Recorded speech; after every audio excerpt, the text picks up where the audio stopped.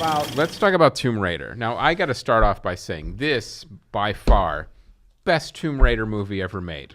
Sure. Okay, that was sarcasm. Okay. I didn't see it, but he's not telling the truth. I think, well, no, he's saying the previous ones were such bags of shit is what he's saying. Right. But it's based on a video game. That's usually a good idea. Yeah, absolutely. Great character arcs in video games. Remember Defender the movie? The film's plot was based on the 2013 reboot of the video game series, too. Oh. Now, this movie was terrible. It was, but again, I really thought it was better than the first two. It has a cohesive 3-act structure, unlike the other ones. Which were a mess. But this one, this is something because you're not a gamer, you won't know. The ending of this movie was taken literally from another video game called Uncharted, which is another adventure game starring Nathan Drake, where it's a lot of similar gameplay where you go and through temples and but the ending was exactly the same. So I can imagine a lot of gamers going, hey, wait a minute. I mean, come on. There aren't that many of these games. Do they all need the same ending? So it was pulled from Uncharted 1. So that was like a little disconcerting. I'm like, come on. That seems illegal. Not only are you We're not only make are you a bad basing movie it based on our video game. Yeah. You know what has a good ending? This other Your video game. Yeah, and I think maybe we'll use it. So you know what this movie could really use? The Godfather ending. Right. So I'll tell you, I like Alicia Vikander. But she just collapsed in a grape amongst grape. Yeah, with orange. Spoiler alert. That was the weird I'll tell you. Vito Corleone doesn't make it. No. That's what happens at the end. Oh. And then Sofia Coppola almost ruins the movie at the end. So Alicia Vikander, I like her. I like her as an actress. I think she's solid. She looks like she's 90 pounds soaking wet. How else do she you know really her does other not than as like, an actress? That's I like her as an actress. I like her as my bridge partner. Yes. I like her as an architect. Not a great dog walker. No. I'm not going to hold that against you. You know what? But only because she walks the dog too long. And, so you can't really fault and her I for like that. her cross stitch. She's a little, she's a little leash heavy. Yes. She too many treats, to be honest. Yeah. They get a little stomach ache. They're going to speed up. But otherwise, her heart's in the right place. So it's so weird, like, because I like her cross stitch. Yeah. She puts cuss words on pillows. It's amazing. It's just so sweet. It's so funny. It's like the Ugly Doll. They're going to catch on. It's like the Ugly Doll. So I'm watching this movie and just thinking they're trying so hard to make this tiny little girl a badass. And sometimes it works. Sometimes it doesn't. Yeah. She put on a lot of muscle, right? She did a big workout. But she didn't put on height. She just... Well, I mean, that's called bad acting. That's that's the thing. So Angelina Jolie physically looks more like the video game character. Yeah. That was the thing. And looks more like a badass. She looks more like a badass. Alicia Vikander is cute as a button. Right. You know what I mean? It's just like when a look at her Raiden too. Yeah, I know. Like when a puppy goes, you go, what a widow tomb waiter. You gonna bark at me? Yeah. You gonna go save your daddy? Yeah. Are there zombies in there? They might be scary. So, I'll say this. I'll say, I like her as an actress. I don't agree with your cross stitch, but anyway, this is where you and I split. But there were moments where I was like, well, she is being a badass. She is running around, jumping and hanging from stuff, all Lara Crofty. And XO Square. Her, the determination of the Lara Croft character, she did okay with. I was like the Angelina Jolie ones just made zero sense. They did. So not. I was like, okay, we got it. Right. And I went in with the smallest of expectations. Exactly. You had to. And I saw the only thing that was available was a 3D version. Oh, even better. What a waste of money. Wow. This movie does not need 3D at all. But I barely needed 2D. It's a 1.5D film. Yeah. You just acted out with people holding holding dolls. It would be fine. Where's my dad? I'm going over here. And I went to a I didn't go to a food movie because it wasn't there. I went to one that had the reclining seats though, and I snuck in sushi. So I nice. I had to find. No one was there. It was Monday night. There was no one in the theater, like one couple, and so I did everything to give this movie the best chance it could possibly have, and for the most part. It's an interesting treat to sneak into a movie theater, sushi. Can you buy, there's this one little store. It's like a Famima, so it's really fresh, and it comes in a little box. You can sneak it in. Nice. Anyway. Look who's classy. Look. I'm in and out of there for $7. Everybody else, we're piling up the stuff you can get at the movies, but from the 99-cent store. Yeah. Putting it in our bags. In the box of this big. There's only 99 cents the rest of the world. Yep. You I'm in the back. $4.99. Big Why thing is of that Junior guy Mints. rubbing chopsticks together? Yes. So, Is there a drummer down there? Oh, he's just eating sushi. is that from Alicia's cross-stitch club? Yes. No, he's eating pretentious food in a place he shouldn't. Yeah. But like there were some action scenes though, the stuff on the boat that was like it was fun. I was like, oh wow, I was in it.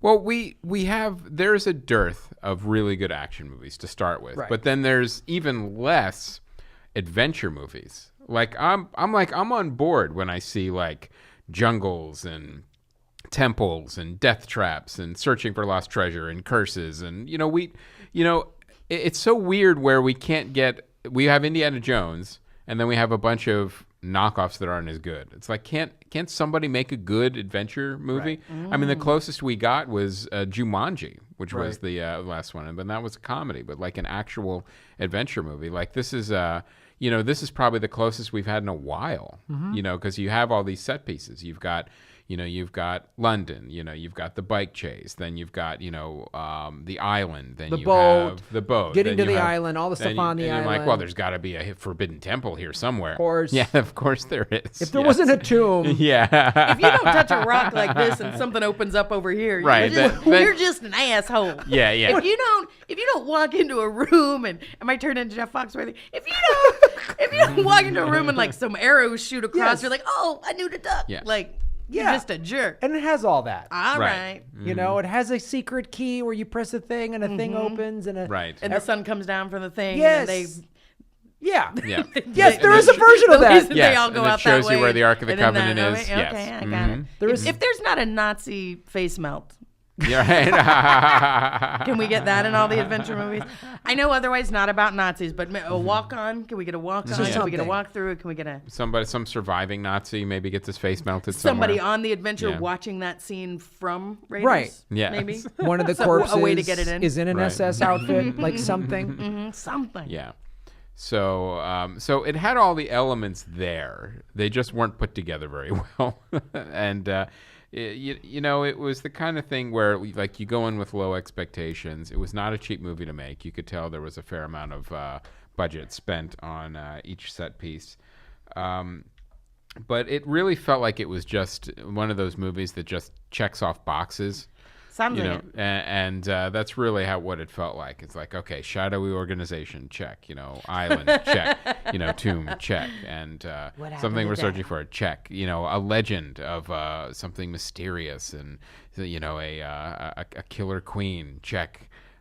So it had all these elements to it. What do you think makes one good?